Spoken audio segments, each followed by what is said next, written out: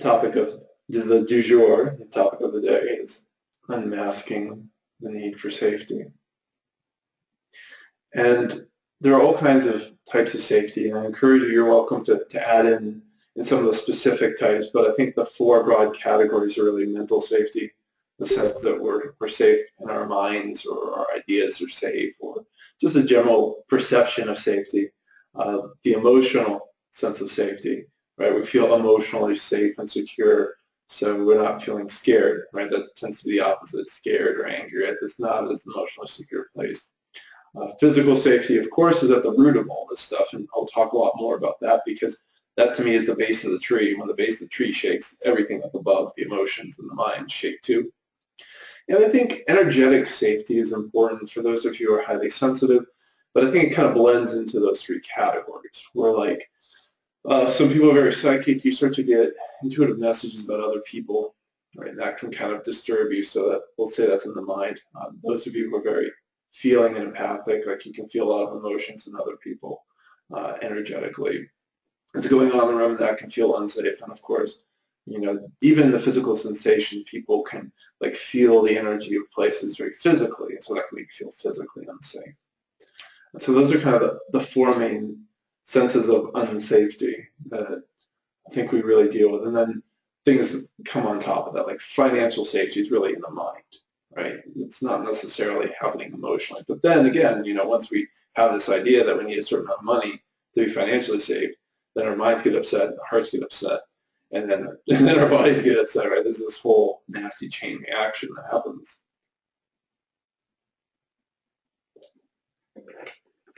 And that causes all kinds of additional problems because we stop thinking particularly well, and it can have physiological impacts. The longer we're in that state of fear, we don't come back to a state of rest.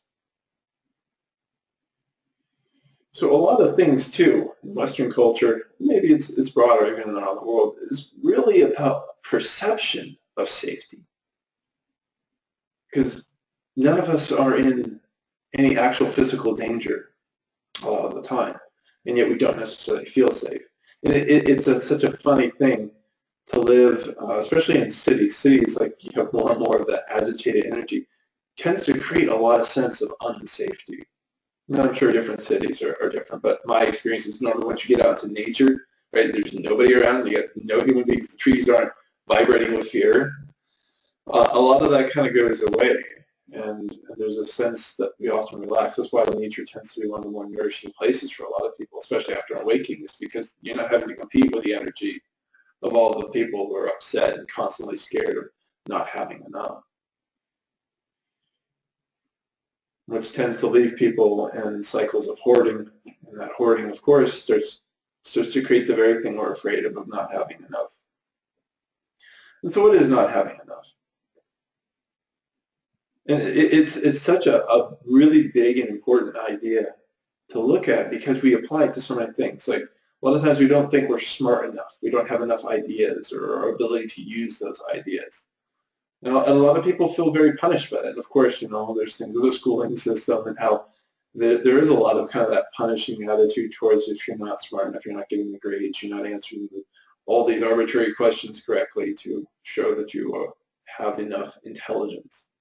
Right? So there's a sense of lacking. And so that sense of lack kind of triggers these other fears around ourselves. There's obviously an emotional sense of not feeling good enough. And so in that sense, it's like we need to gather love from other people. And I know plenty of you understand that that's ultimately not where love is. Love is inside us. Love is very much a choice on our parts and how we want to engage with life. And I do have to be a little careful. So right now I'm using love more in the dualistic sense. The dualistic sense is that it's joyful and happy and kind. When I use love in the higher sense, it's simply acceptance. That's the higher truth, that love accepts everything as it is. There's no need to change it because that need would come from a space of thinking things should be different. So that sense of love can embrace the conflict in Syria. And that's simply saying that it exists. It's not approval either. A lot of times people see love as approval. And more in the dualistic sense, it's an approval, right? We like this thing. And it is more of a form of like than it is of what I would call true love. And so we often separate ourselves from that also it's a self-approval, so we disapprove, and so we don't feel like we're enough. And they kind of recycle themselves, where each idea kind of builds upon the next, and it makes people feel worse and worse, where you disapprove of yourself. So now you feel even worse. You feel like you're not enough, even less of enough or something. Right? And then when you feel that, then you disapprove of yourself. And so these are some of the mental cycles people get stuck in.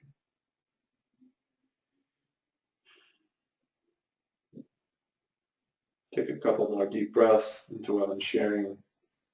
I want to slow things down from time to time because I want to remind you that this isn't just a mental discussion either. There's an energy to this connection that we're sharing today. There are deeper levels of learning that will arise inside you as you breathe in, relax, and rest, and help the mind not just take over with all these ideas that may or may not like. And for some of you, maybe some of what I'm saying is already kind of hitting some fears in the mind or in the heart, saying, oh, I don't know something, or there's something wrong, right? And so you start to feel unsafe.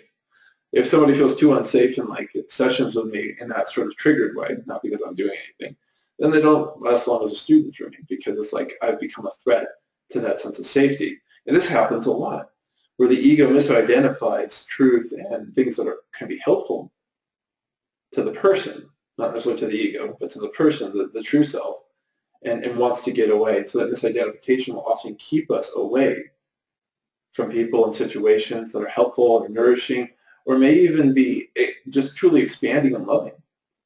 People often run away from those things, situations, dream jobs, dream partners, because of these deeper fears and the sense of, I am not safe. And it can seem so strange, but if it's ever happened to you, you know what I'm talking about. There's always this one memory I have of an acquaintance I made years ago who had this dream job in mind, and he got offered it, and he turned it down.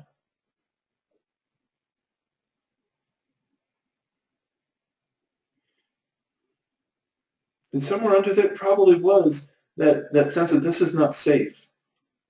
And oftentimes, many of you know that you have to challenge your comfort zone, because your comfort zone is made up of ideas about what is safe and what isn't. That's essentially what a comfort zone really is.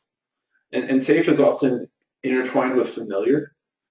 And if you're fortunate enough to have had a pretty nice upbringing with pretty nice, family structure, or just whatever your upbringing was like, then it tends to be pretty easy to stay in that comfort zone and find supportive things. But if it was the reverse, where you had a lot of dysfunction, then familiarity and safety actually are really at odds, because a lot of what's familiar isn't actually safe.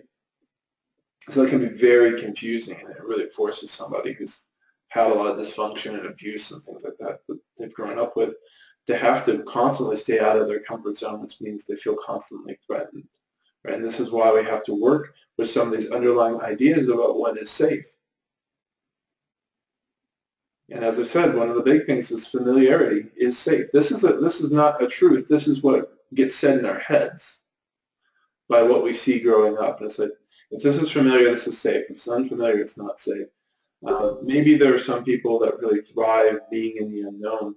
And ultimately, we're all in the unknown. That's the irony of what I'm saying here. But more often than what human beings try to do is stay within what is known to them, because what is known is considered to be safe.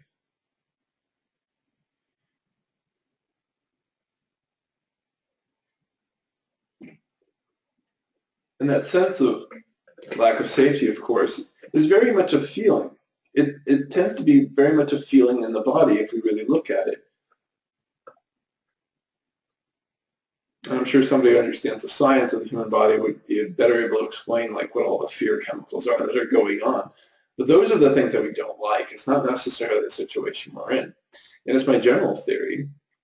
And all those chemicals are really just the instinctual body preparing to do what it knows, which is fight, flight, freeze, and in some instances faint for some people, which I think is some sort of version of the freeze thing, but kind of play dead.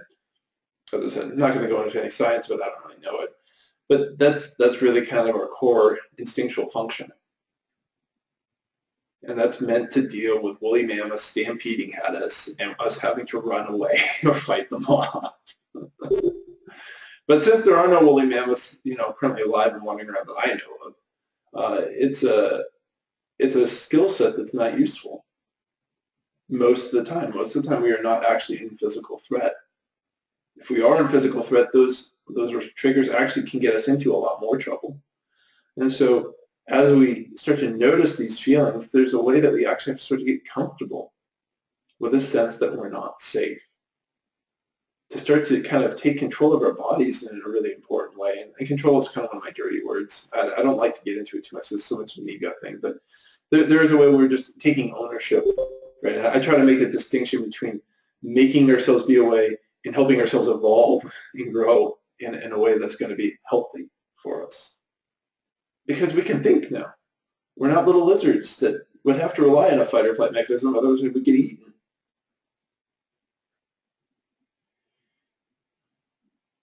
And the human brain is kind of an amazing thing, but it really is, built up of layers of stuff. I mean, there's a reason we call part of the human brain the reptilian brain. That's where it's coming from, and that's primarily kind of where we fall back to the more scared we are. And yet we make ourselves scared. We have so many beliefs. And so one of the key ways to start to break down this whole need for safety is to start to look at the beliefs. Start to undermine them. Don't let them be hiding in the dark. That's what they like to do. And some of them, as I said, are kind of hiding in plain sight because, like with the whole jobs thing, like so many people are scared of losing their job, but they don't really know why. They think they know why. And there's some amounts of truth, like, well, I need a job to pay bills. It's like, yeah, that's true, but you don't have to be scared about that. You don't have to inflict additional damage. And it doesn't necessarily help you find a better job. Actually, it usually impedes your ability to think and see things clearly. And when people aren't thinking particularly clearly, we tend to stay in our cycles even more in that perceived comfort zone. And so this is how people can get locked up into cycles of dysfunction with their jobs, where they keep taking the same types of bad jobs again and again because, they lose the one or they quit the one and then they're scared again, and so they don't know that they can do anything else, so they go and take something else similar again and we go through the whole cycle again. People do this with relationships and just about anything else you can think of. When we're in that state of fear, we don't think straight. And because we're in that state of fear, we're constantly trying to leave it to find that safety again. Choosing to be safe now, in many respects, is about rewriting beliefs and letting them go. Not necessarily rewriting, just more of letting go. And changing the behavior patterns inside you, the emotional response inside you. And this just takes us right back to what I was encouraging everybody to do at the beginning of this webinar, is just stop and breathe. Sit with the feelings that are coming up. Allow them to be here. Do your best to just let those feelings arise without adding a new story to them, about necessarily believing in them. All you need to know is that they're there.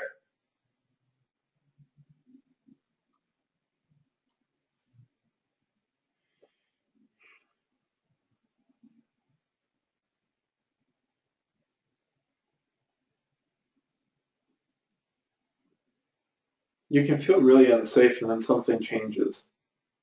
And you have a belief that the situation is different, and so you change your response to that situation. But waiting for the world to feel safe is it's a trap, because it's never going to be really safe. The human body isn't inherently safe, and that's one of the difficulties that people learn with disease. That's right. And we can't necessarily trust that this human body is always going to be healthy.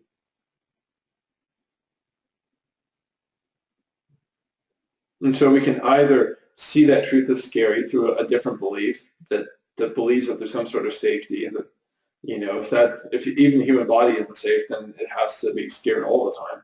Or you can realize that the belief itself is flawed, that belief is causing you more pain and stress because you believe that safety should feel and look a certain way, and it doesn't.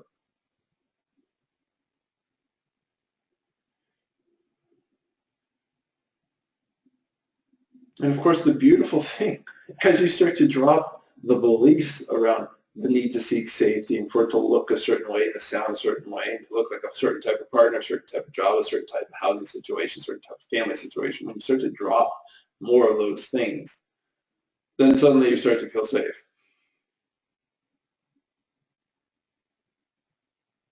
But it usually means you start to sit through a lot of upset feelings. And sometimes what you find is a lot of those upset feelings are echoes of past pain, of other things that have gone on in your life where you didn't feel safe, but you didn't really process those emotional difficulties in those moments. And so what happens when you don't process them is just like not paying your bills. They don't go anywhere. They just pile up, and the bill collector inside of you feels more and more agitated, and it is worrying you about, more and more situations where you're not going to be safe, you're not going to be okay. The more that old pain just sits there and festers and rots inside you.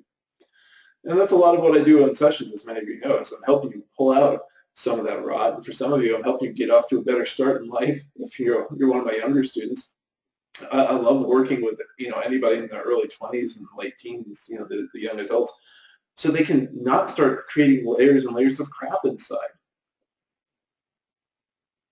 Because the tendency is like people's lives just keep getting narrower and narrower and narrower because of all these other different little upsetting situations, and you just create more beliefs, and those beliefs make more situations upsetting. So you had a bad breakup with somebody once in your teenage years. You never want to feel that bad again, so you cut off parts of your life about. You create ideas, some of which you don't even realize you're creating, about who is a safe partner, who's not.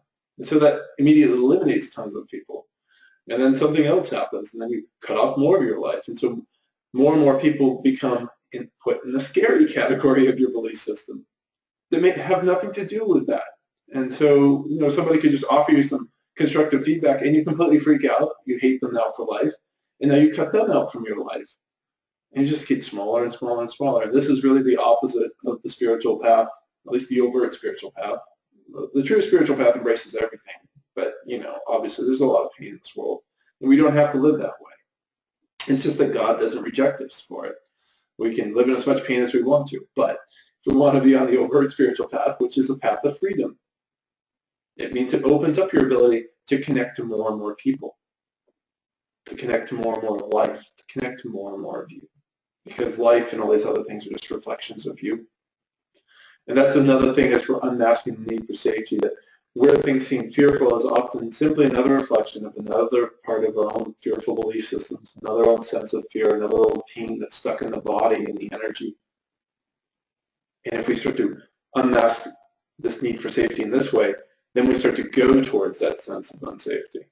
Now, this is not unmindful. This isn't, I'm going to go wander above everybody in a demilitarized zone or in a war-torn ghetto. Right? If you're called to work in those areas, you go into that just as mindfully as anything else, not with any sort of ridiculous rose-colored glasses optimism. And there's plenty of that in the spiritual world. And I don't talk that way. And I think it's just a whole other belief system that will cause you more trouble than anything else. The spiritual path just sees life as it is. That's it. It's not trying to make the world a better place. It's not trying to make the world a worse place. It's not trying to impose its ideas on somebody else. The clearer you are, the less of an interest you have in imposing ideas on others. It's just not interesting. And it is a kind of intellectual violence. And that's also why I say when I start these webinars with everybody, I want you to relax. I want you to be able to hear your truth, because I'm not interested in just imposing my ideas on you. I want you to hear what's right for you. I mean, you're not going to remember everything I said today, and that's fine. But you want to see if you can't remember the things that resonate most truly for you. And sometimes the things that resonate for you are going to cause fear to arise, and you will feel unsafe. And you have to have that awareness and that ability to question that sense of unsafety, because right now there is no way I can physically hurt any of you. There is no physical threat at all. But the way we respond, if we hear something that triggers one of those beliefs, suddenly the heart's going faster, we're feeling fear, or we're getting angry, or getting sad and upset, right? All these emotions start turning up. That's when you know that something is coming up. And something resonated. Something inside said, this is true, and another said, I don't like it.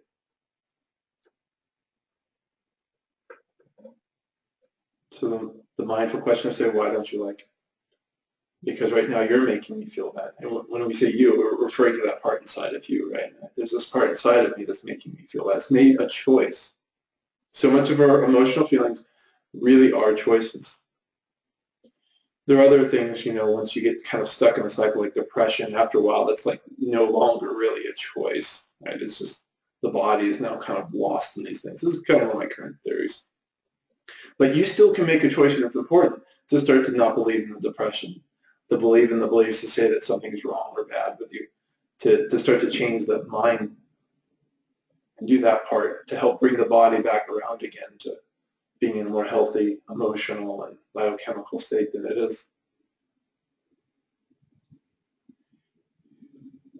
Because the body is very much something that's just going to, in some part, follow along with how we think, right? It's all intertwined. So the mind also follows with the body, and the body follows the mind, and the heart and the body and the mind. Like they're all kind of following and reinforcing each other.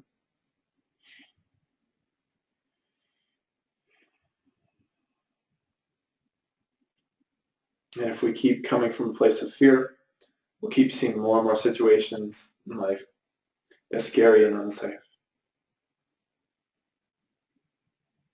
But as we said, we're not creating some new perfect belief system where all life is love and kind. It's not. Clearly, it's not. We're just coming to a space to see what is. And there's a tendency, the more that we interact from a place of love and kindness, the more people want to interact with us in the same way. But not always. Some people will be very upset with you for being kind or being sober. A friend of mine and I were talking about this last night. It's like being sober is your own choice, but you can be out and talking, being social, and then somebody's getting upset at you for not drinking. Right? So the way people respond to you is only maybe a small piece of how you're interacting with them. It's mainly their own illusion, their own dreamlike state, and however you appear to them in their nightmare or dream is how they tend to interact with you. And what I'm pointing you towards is to help you step out of your own dream so that you just see people as they are. And that makes it so much easier to know who you want to interact with. And it actually clarifies, what may actually be an unsafe situation, which are probably, as I said, a lot more rare than the way the ego thinks.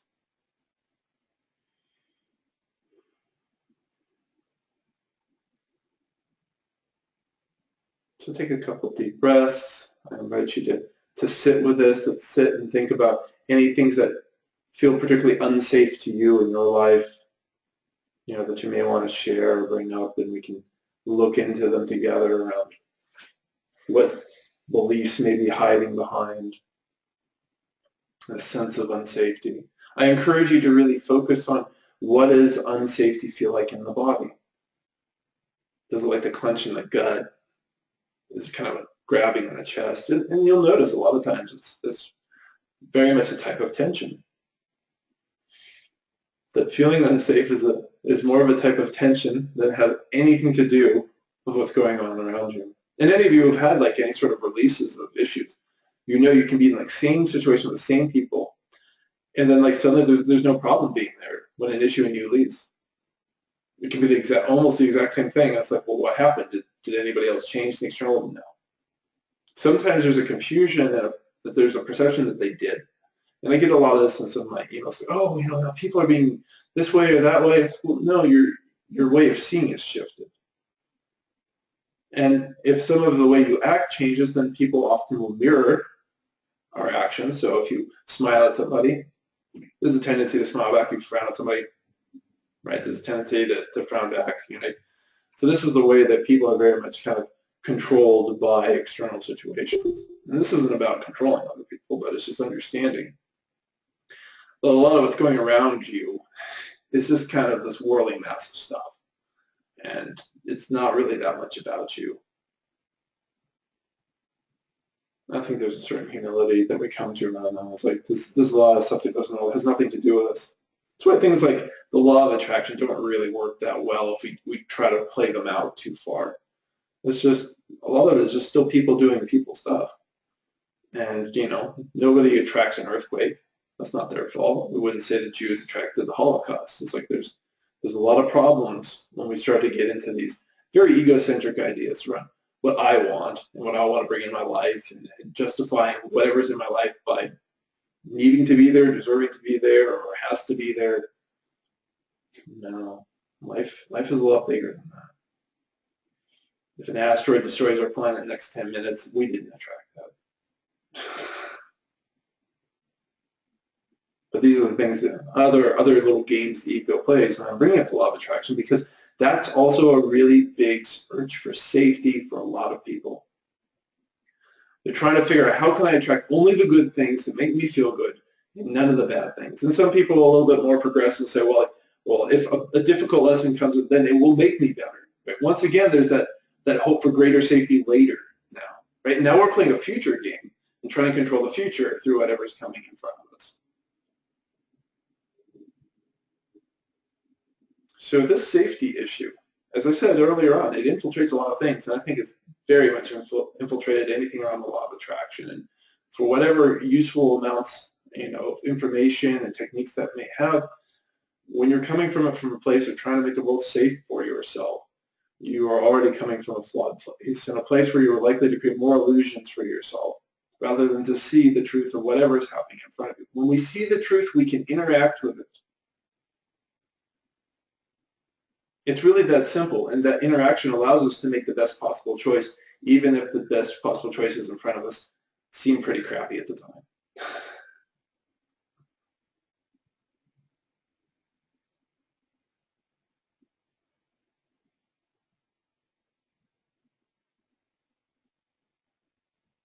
It's a difficult thing. I know in our society we're trying to insulate ourselves so much.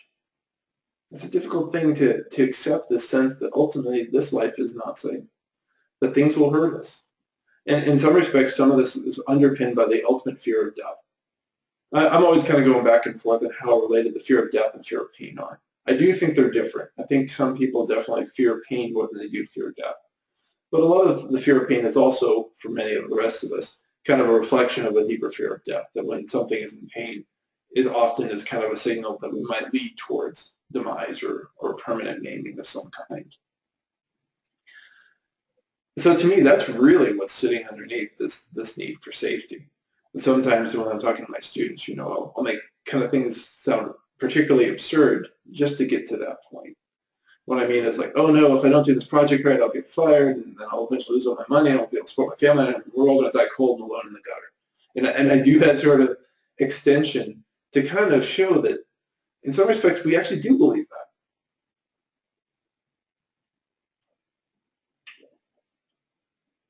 It sounds ridiculous, right? Just not doing one project right will just lead to all that. But there is a quality of that in us.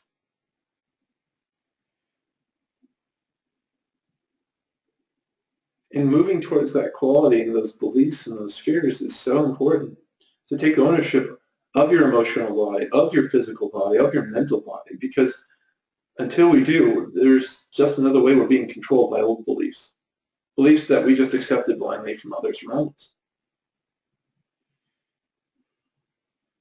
And many of these beliefs that are constantly reinforced and reflected back to us through a whole host of means of friends, family, media, and all sorts of things. And that's why I'm always glad that we have these groups together, because we can come together and we can start to talk about the truth.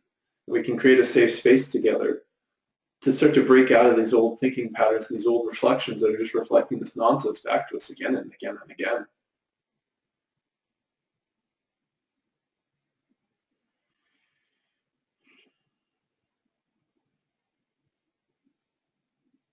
So as I pause for a moment, let me know if anyone has any questions. If you're new and didn't hear earlier, there's a chat pod here on the lower right-hand side of the screen. We can type any comments or questions.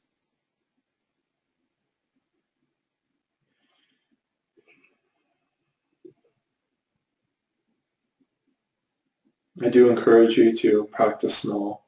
So whenever there's a little bit of anxiety about something, to start to breathe into that, to notice that there's this feeling of unsafety.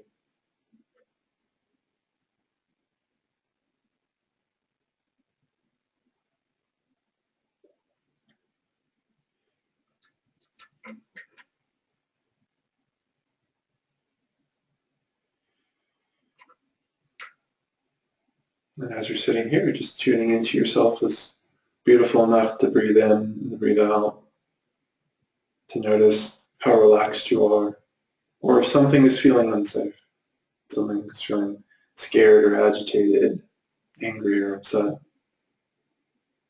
Because in spaces like this, there really is no point for that feeling. So it's a way to be more curious about what is residing inside.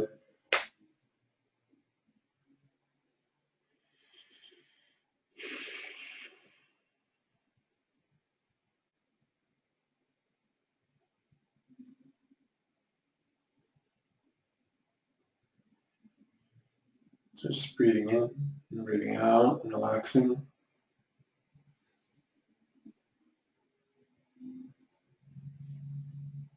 Hi, Brenda.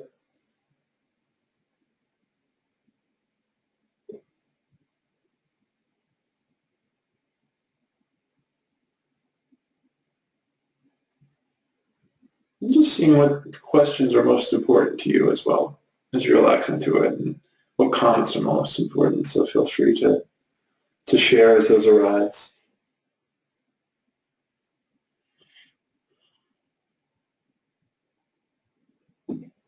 I think we also just in general embrace that there is this part of us too. Like I'm not sure that we're going to get rid of it per se. I think it takes a while, and I think there is a deep reprogramming that's going on inside us. Um, so being able to be at peace, even as we're feeling fear in the sense of that we're not safe, is its own practice. And it's another way that we kind of strengthen our own resolve in the spiritual path because we're getting used to our own discomfort.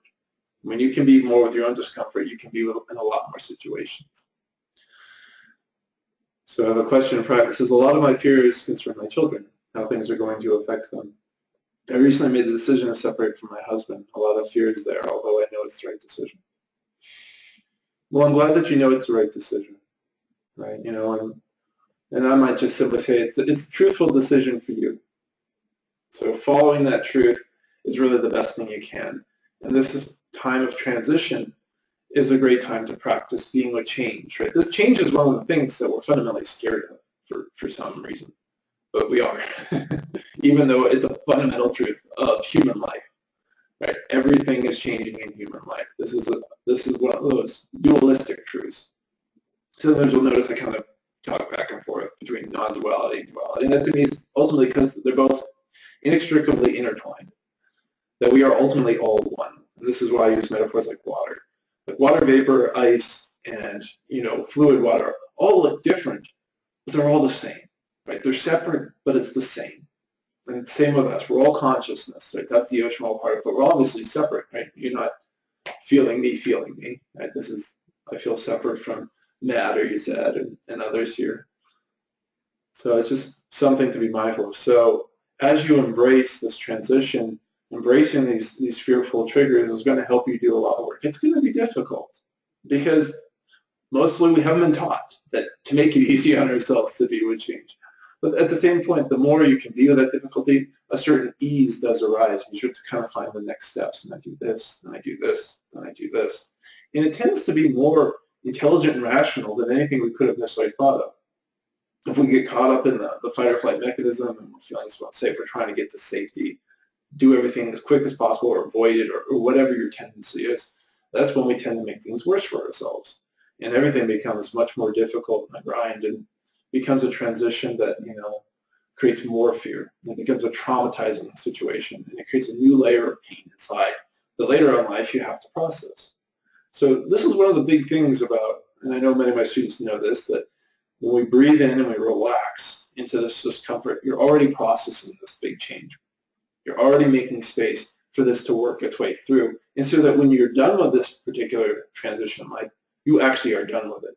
You're not carrying with it. You're not carrying a new fear that you're going to pick a new worse partner or equally bad partner or whatever might come next, because that's often what happens if we don't process. And that's kind of what I referred to before. As we make life smaller and smaller, our comfort zone gets smaller, we become more fearful, more situations make us feel unsafe.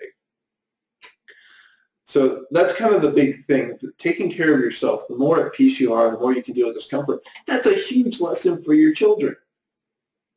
I don't know how many children get that lesson from their parents, that when faced with adversity and things that are upsetting, to breathe and relax and to try and be mindful and to work through issues that come up. If you can offer them that lesson, then that is one of the richest lessons you can ever offer, because change is going to happen to your children just as is happening to you. So I see some other questions. I hope that's helpful. Let me know if it is. So from LML, much of my old life has fallen away. Marriage, mental health, diagnosed with bipolar after a spiritual retreat. Career in medicine, I feel unsafe because I can't access the old way of being. I've lost my drive, confidence, ability to trust myself, or have clarity. I'm in a constant state of sympathetic nervous system overload. I don't know how to feel secure in myself. Well, you just got to sit and meditate, or sit in nature. Go into some sort of space from time to time to help kind of turn that trigger off. Because in some respects, that sympathetic nervous system really feels like a switch that gets stuck. And there's so many things that are agitating. And typically going into like a space where it's quiet and you're not going to have a lot of external stimulation forces you to see all the inner stimulation and sense of unsafety. So it feels terrible. But by sitting in it, by breathing into it and allowing the space to resolve itself, it does resolve itself. The key really is to not get caught up in any sort of mental ideas that something's going wrong when you're feeling bad.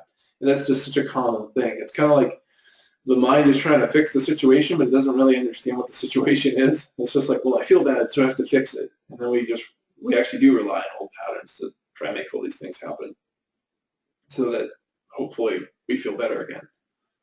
But we know we've really processed through, and we're dropping out of that nervous system fight or flight mechanism when we're relaxing. Because if you can sit and be by yourself, then you know you're at peace. But then, doing that is part of the equation. And then these other transitions that are going on in your life, you're probably going to get triggered again. But now you start to have a perspective, to be able to relax out of it. And then you can start to notice, here's this belief, here's this tension in my body. I do a lot with body tension. And so you start to breathe into that tension in the heart or the back and shoulders or in the jaw, right? To start to explore what emotions are getting stored there. Maybe some memories are stored there, or some past pain that's been repressed and forgotten. So that's really kind of the 1-2 punches. You just have to stop. You have to stop and sit and to feel through a lot of these things. And I don't mean like sit for like 12 days endlessly. I mean like for an hour and a half. For me, I'm kind of at the point where I can kind of drop out of things in about half hour to 45 minutes of kind of breathing into myself and focusing on where I'm holding issues. And that's a little bit different than general meditation. Sometimes it's good to meditate first and then kind of look for those tensions and directly breathe into them and just allow and witness. Let the emotion, the energy move. If you cry, you cry. That's actually fine when we're witnessing. We can witness and cry at the same time. It can feel a little strange at first, but it's very, very powerful. So that would be my general sense of kind of stepping into something new. And then it can take a while as far as for the mind to catch up to, this new way of being actually is safe, and I shouldn't feel unsafe because it's different, right? Once again, that's that familiarity. Let me know if that's helpful. From Jen, I am in an unsafe situation, have 2 weeks to arrange shelter, and I know I'll be able to somehow. But I'm in freeze mode. I'm not sure how to make good decisions to feel safe when I'm in freeze mode. Right, so freeze mode to me, that's once again, we're talking about that sympathetic nervous system, fight, flight, freeze. And so the situation is similar in the sense that I would encourage you to, once again, breathe into the freezing feeling, that sense of I can't do it, or whatever's coming up, and really look at what is it. Is it I can't do it, I'm not going to make it, or what any mental dialogue may be, and just starting to witness that. But after you do it, it's particularly important, obviously, that this is a time for action. So we pair that relaxing and trying to drop back into spaces of clarity with now taking conscious action. And I definitely recommend, taking a few small steps, right? Sometimes we try to solve the whole problem all at once. Try to map it out for yourself. What are the immediate next steps that I have to do, It's like I just have to find a place. Then you figure out how to pack. Then you figure out how to move. And just, right, on and on. and then forward your addresses. I know a lot about moving. As some of you know, I'm up to my third move in 4 months. So there are certain ways and certain steps that you just have to take it. And I think that's sort of keeping it in a focused linear way. And this is how we can use the mind to great benefit, is to focus in on the things we have to do. And if we open up the mind too much to some of the other noise and fear at this time, it can be just overwhelming. But that's how I would encourage you, and you definitely have to find your truth. But at the same time, you have to explore this issue and say, what is it saying, and what are its stories? Because obviously a lot of you believe in it, and that's just paralyzed you. Let me know if that's helpful. Hi, Yuzette. You're welcome, Brenda. Yuzette, realizing from what you said earlier that so much internal work I've done to deepen my sense of self-trust is rooted in the fear of expecting something bad to come up the line to be able to breathe through it. What is a good question to ask myself at this point? On some level, I know many of my fears. How can I switch my perspective to something more open, less fearful? We stop trying to create a perspective. And this is just so fundamentally different than I know what a lot of people are seeing in the spiritual world. So we really keep dropping in that space of just seeing it. Because when we're dropping in the space of seeing whatever the old perspective is, it's like unplugging a fan. And maybe some of you are getting sick of my fan metaphor, but it seems like a really good one, because if a fan's been plugged in for a long time, when you unplug it, it doesn't immediately stop. It keeps going. And so we just keep unplugging it, because you'll notice there's a lot of times we just plug the thing back in again, and we breathe and relax, and we keep making space for things to shift. And, looking at this fear of expectation, once again, that seeking of safety of the future, which is impossible. And on some level, we have to accept that. And I don't know where that acceptance resides for you, is that, and how you want to step into a deeper understanding and where your path takes you. But the truth is that there is no safety in the future. And that's a lot of what we do, is we try to create a certain level of control for the future. It doesn't mean we don't plan for the future. One of my more favorite posts is the 5 ego defenses to look for. You can go find that online later. But one of them is we create these very exaggerated statements, that something horrible will happen to us, or that we should just totally not do something. And so we're making a distinction between planning for the future and trying to control the future. We can't control it. It's going to be what it's going to be. But we can make some amount of plans to have some influence. We can store grain for winter, that sort of a thing. You know what I mean?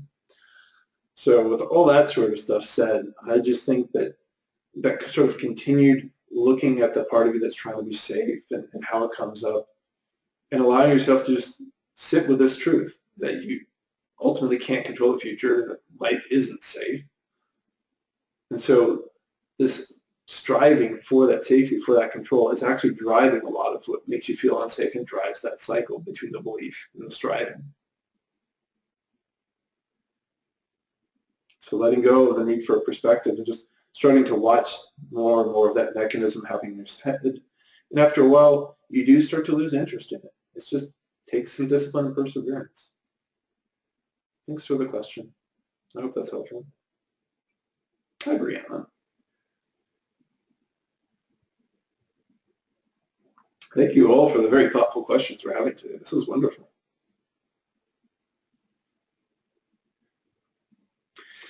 So Brianna is saying, I understand that my sense of safety is my own to unpack, examine, and make choices about in regards to how I feel. I have questions about how we interact with the rest of the world that is nearly entirely operating from places of fear, which is pretty true. In particular, I would love to hear your input on creating and honoring agreements with others that seem on the one hand really important for reasons of respect and consent, but also are often created from a place of projected future and safety. I think I might like a little bit more of a specific example. That's kind of vague for me, and I like to give answers that are useful and appropriate to you, because, I mean, are we talking about relationships with a romantic partner? Are we talking about a business partnership? Are we talking about an employer? Are we talking about children? Are we talking about friends? There's a lot of ways I can kind of go with that.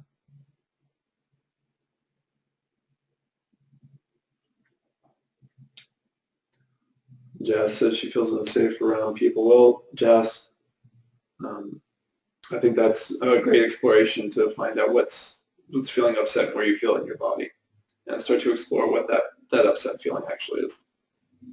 From now, I feel very unsafe around the idea of death, particularly my children dying or myself dying, leaving my children. It leads me to question, what about faith? Is another way to mask the need for safety? Thanks. Well, I think this is once again coming to acceptance of the truth of human life, is that there is death. So that to me is where you kind of have to start on that. It's just that there is death. Your children will die. You will die. That's one of the future predictions we can make with pretty clear certainty. And I think, that's just where you have to start with that one. I mean, as far as faith, are we talking about like the resurrection, or that there's life after death or something like that? I mean, there's a lot of ways you can go with that particular thing. So, I mean, in that sense, yeah, a lot of people are trying to think that somehow their ego will be saved. That's more what it is, as opposed to the soul. We're much more identified with the ego than we are with the soul. And so some of faith is like this hope that, yeah, my ego is going to survive, but that's not true. I don't know if that's helpful, but that, as I said, it's like, once again, we have to deal with that initial core belief thing. That in this situation is allowing ourselves to accept death. And that's a big one. I'm not saying that we do that overnight just by talking about it, but I think that's just where you start before we even move on to what else is going on in our belief system. You're welcome, Jen. You're welcome, Jen. Hi, Simone. From my experience, thought loops have been responsible for my fear, and thoughts are my pain. Can you comment about thoughts and fear? Yeah, they run around, they like chase each other like two dogs chasing each other's tails. I don't know what else you want me to say about that. That's what we do, right? Well, we have a fear-based thought, so then we get scared. Then we get scared, and that drives more fear in our head, right? It's like, oh, I'm in more trouble, and so now I have to fix something or change something or avoid something. So we definitely break a lot of loops by that. Once again, that moving to the space of the witness. Hi, Brianna. I'm a photographer, and I'm often in a position of having many images represented by others publicly, and often in a position of representing others publicly. And I can find places with good agreements that help everyone feel safe. Okay. Thanks for the explanation. Let me think about that for a second.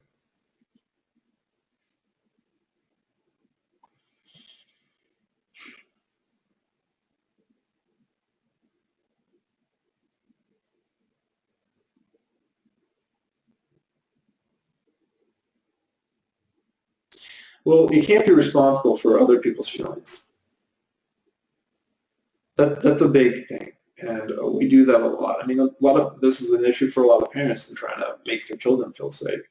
I think, on that score, one of the most important things you can do for your child is to help them accept their feelings. And to do exactly what we're talking about today, is learn how to breathe through them, to allow them as opposed to fight them. Because then that's an empowering thing. It's that teaching someone to fish versus giving them a fish. And a lot of times when we're trying to make other people feel things, we're trying to give other people an experience, give them that fish so that they feel good about themselves. And it doesn't work. I mean, sometimes it kind of does, and it also creates a whole load of codependent relationships and stuff like that. And it's just so very unhealthy. Now, I think there is a value, because I think the original question was around, there's so much fear going on in the world, and there's certain balancing acts we do with people, right? And that's a reality. But you just have to be very tuned into yourself, I think, Brianna, to say, like, well, what is feeling true for me in this moment? How do I want to present myself, and how am I going to connect to these people, and how do I communicate? I think communication, especially if you start to do anything new, more communication, over-communicating tends to be important. So this is how I'm stepping into, this is how I'm representing you. This is what's in integrity for me. And for some people, that'll be an issue. Personally, me being in my truth and my integrity has been wonderful, because it keeps out a lot of people that probably wouldn't fit well in my life, and it draws in a lot of people who do. The way that I interact and I correspond and I connect with people, like my students who really understand how I'm connecting in love and how I'm empowering them, it creates wonderful, deeper connections. Oftentimes when we're trying to make other people feel a certain way, what we end up doing is we're sabotaging deeper connections, we're exhausting ourselves, and we're blocking out our other people that could be in our lives because we just don't have energy for it. We don't have time for it. So I think that's that sort of way where we have to really listen to ourselves around what is feeling truthful and how I step into this place and how I hold myself. Because ultimately, the more you are in your truth, that is a deeper level of safety that's beyond safety.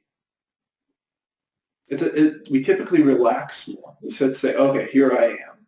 And that tends to lead towards safety. So this is the going in and coming back out of the spiritual path. The more we are at peace, we just allow ourselves to be as we are, we allow life to be as it is. We tend to relax. And that tends to make us feel safe. And so the very thing that we strive to get is the thing we keep ourselves away from. And the thing when we no longer strive to get it, we tend to have. And that the same safety and love, love in the overt way, once again, that tends to be the truth, that when we stop trying to get it, we have it. I hope that was helpful. I don't know if I wandered a little bit there, be honest, so let me know. Before we close, we have time for a couple more questions. Just a reminder, the donation button is on the right-hand side for those who feel moved to donate. And in 2 weeks at 6 p.m., we're going to be doing a live stream. And obviously I'll post about this, but I just wanted to remind everybody that that's coming up, and it'll be a little bit different format than this, and hopefully a little bit easier. Hi, Lynn. Lynn says, I've been working with a shaman who's challenging my Western beliefs on financial safety and relationships, forced me to look at what it will be like to live isolated in nature with tribal people who practice polygamy. Intrigued but terrified, and thank you for all this information. Yeah, I mean, I like it. I like what you're doing, Lynn, from a sense of expanding perspective. Don't necessarily trade beliefs, because that's a tendency of the spiritual path that, I get a lot of, I would say, religious refugees, people that, religion was just so harsh and dogmatic and structured and didn't really help them to kind of open to themselves and to move from a space of love. But then they have a tendency to grab onto other beliefs. And I'll keep picking on the law of attraction. So a lot of people go from a Christian background, now they're grabbing tons of law of attraction. It's like they're trying to collect all these new ideas to keep them safe. And it doesn't keep you safe. However, exploring new spiritual traditions can be wonderfully helpful. The same way you're exploring with me. I don't want you to accept everything I have to say. I want you to understand yourself. And I want whatever I'm saying to hopefully reflect back different truths that you can find in yourself. And then there's no requirement for you to believe in that truth. Just like there's no requirement to be in love. Or to believe in love, I mean, because you already are love. Let go. That's what's here. So enjoy your explorations, Lynn, and I hope what I just said was helpful. Hi, Jess. I have this unsettling feeling that everywhere I go there is a threat. That somehow people will see that I'm not doing something right, that I don't deserve or belong. I'm quite scared in social situations being found out, so I tend to recluse. I find almost impossibly mindful in that place. Right, those are all fear-based responses. So my encouragement is to write down what you just wrote here for yourself and to start to explore it in a journal. To say like, well, what is a threat? Where do you feel it in your body? Because your body will tell you a lot about what you're holding inside. And then to start to really look at, what is this feeling of deserving? What is this feeling of belonging? These have to be brought to the light because clearly they're limiting your ability to live. And that's pretty much, the opposite of spiritual freedom. That's right. This is more and more limitation. That's what fear does. So I just can only encourage you to explore them, start to journal about them. Writing is one way to get them out in the light, and reaching out to any spiritual friends you may have. And of course, I'm a spiritual teacher and I can help talk and guide if you're interested in one-on-one sessions. Thanks, Brianna. I'm glad that was helpful. You're welcome, Matt. Okay, thanks, Lau. I'll see you later today. You're welcome, Lynn. So we have time for probably one more question if there's anybody who hasn't asked. You're very welcome, Simone. It's always good to have you.